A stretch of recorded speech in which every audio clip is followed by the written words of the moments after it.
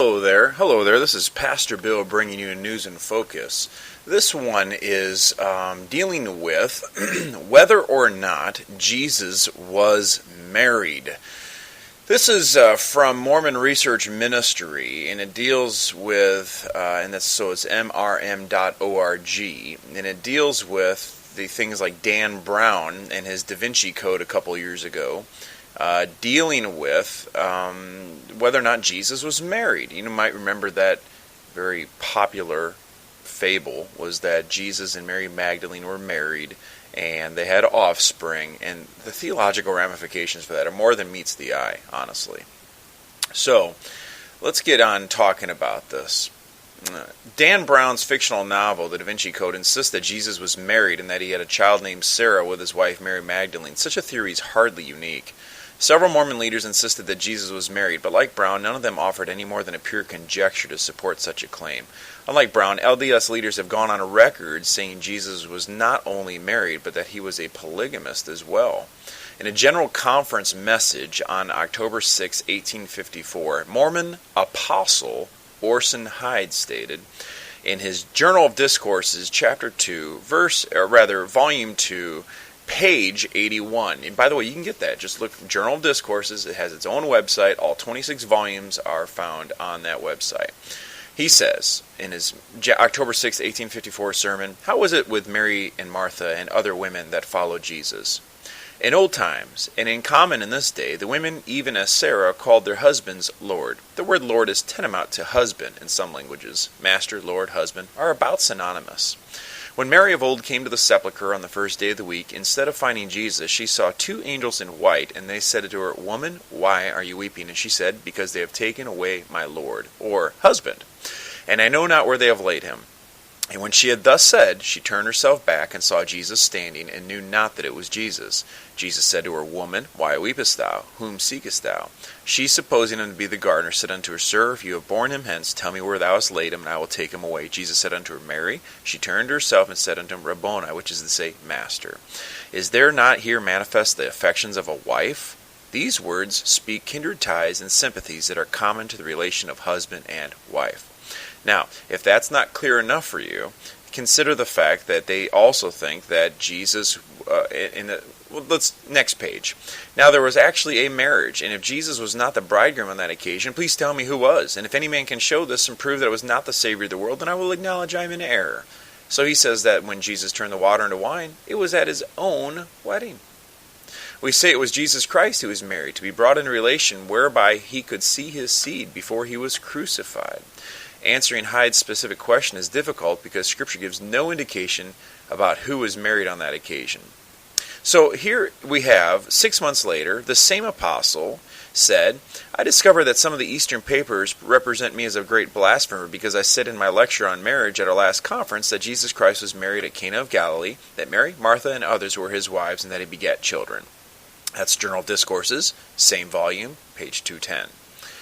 Mormon Apostle Pratt agreed with his contemporary when he wrote. All right, so that was Orson Hyde. Now let's hear Orson Pratt. "One thing is certain, that there were several holy women that greatly loved Jesus, such as Mary and Martha, her sister, Mary Magdalene, and Jesus greatly loved them and associated with them much. And when he arose from the dead, instead of showing himself to his chosen witnesses, the apostles, he appeared first to these women, or at least to one of them, namely Mary Magdalene. Now it would be natural for the husband in the resurrection to appear first to his own dear wives, and afterwards show himself to his other friends. If all the acts of Jesus were written, we no doubt should learn that these beloved women were his wives. So Mary, Martha, Mary Magdalene, and whoever he married at the miracle of turning water into wine."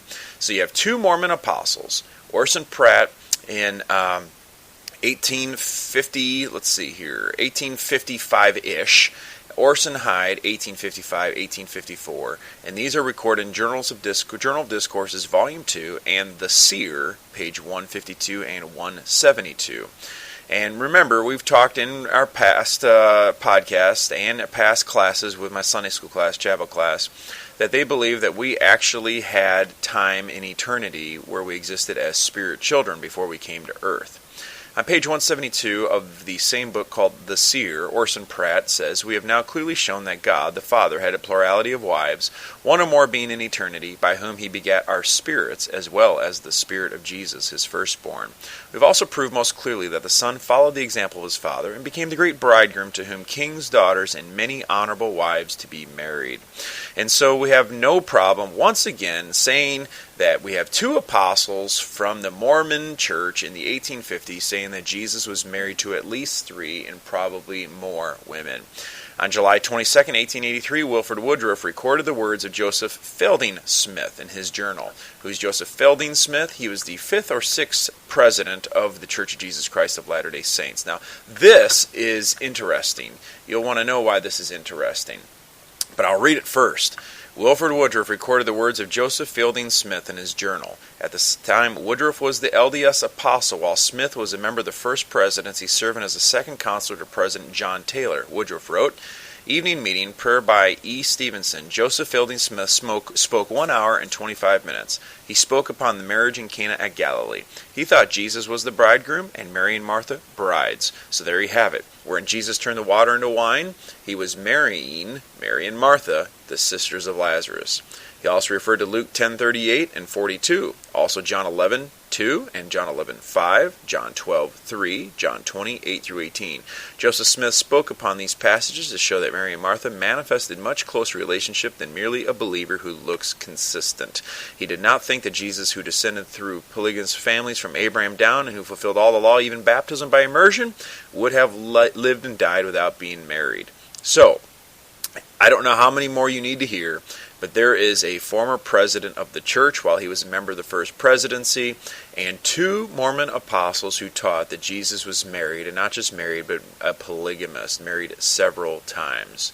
The LDS Church Public Relations team goes into damage control about the time that this stuff comes out. An article on May 17th, 2006 from the Deseret News entitled "LDS Do Not Endorse Claims in Da Vinci" stated, "LDS doctrine does not endorse claims made in popular book and movie that Jesus was married."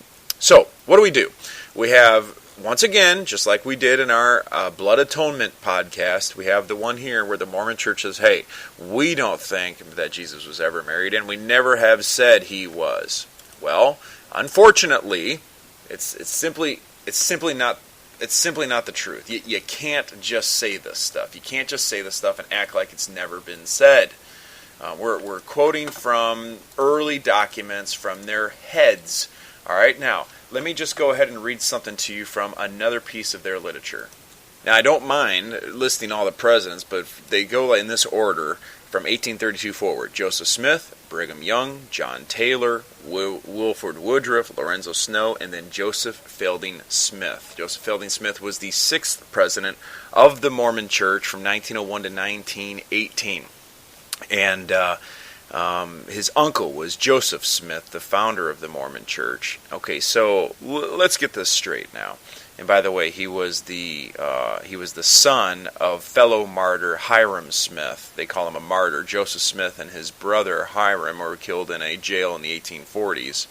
And so this man was, 80 years old when he finally passed away, about 5 or 6 years old when his father was, quote, martyred with his uncle, the founder, Joseph Smith. But in any case, you have a president of the church saying Jesus was married. Listen, please, to what this training manual for Mormon missionaries, a guide to missionary service, listen to what it says about the words of the president. Listen to this.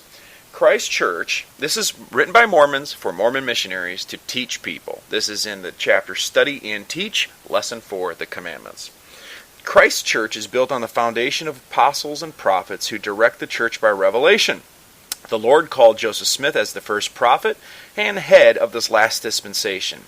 His successors who lead the Church of Jesus Christ of Latter-day Saints today are called prophets and apostles. The president of the church today is the living prophet. We are to have faith in God's chosen prophet, gain conviction of his divine calling, and follow his teaching. Those who listen to and follow the counsel of the living prophets and apostles will not go astray. The teachings of living prophets provide an anchor of eternal truth in a world of shifting values. And then the catechism question for the person before they are baptized is, it's right here, page number 76 of their training manual. Do you believe that the current church president is a prophet of God? So let's get this now. On page 75 of their training manual, it says, you have to believe the teachings of the president, who is a living prophet on earth, and the apostles of the church. I have a copy of it. There are hundreds of copies of this training manual on Amazon.com. Then I have from the April 2009 issue, I believe is of Time Magazine. I have a copy of it. I could screenshot it.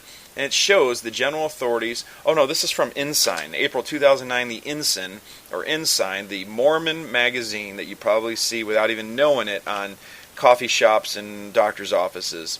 Here's how the leadership of the church works. There's the first presidency made up of three people, the president and the first and second counselor. That's the first presidency. They're the first level of leadership in the Church of Jesus Christ of Latter-day Saints. Below that, the second level of leadership is the quorum of the 12 apostles. That is the body of people that both Orson Hyde, that Orson Hyde and Orson Pratt are a part of. They were both a part of the quorum of the 12 apostles. Now, friends, I have quoted to you the sermons and the writings of two apostles of the Church of Jesus Christ of Latter-day Saints and of a former president of the Church of Jesus Christ of Latter-day Saints from Wilford Woodruff's Journal, Volume 8, July 22nd, 1883, and The Seer, and the Journal of Discourses. And I will have this link on the recording. We need to understand that the training manual says you need to follow the teachings of their prophets and apostles. So, when I read from their prophets and apostles that they believe that Jesus was married multiple times and that he changed water into wine at his own marriage with Mary and Martha, then how can you be a Mormon and say that we have never taught that, we never will teach it, we've never had official church doctrine? You don't have that luxury, Church of Jesus Christ of Latter-day Saints. You don't have that luxury. This is Pastor Bill. Thanks for listening.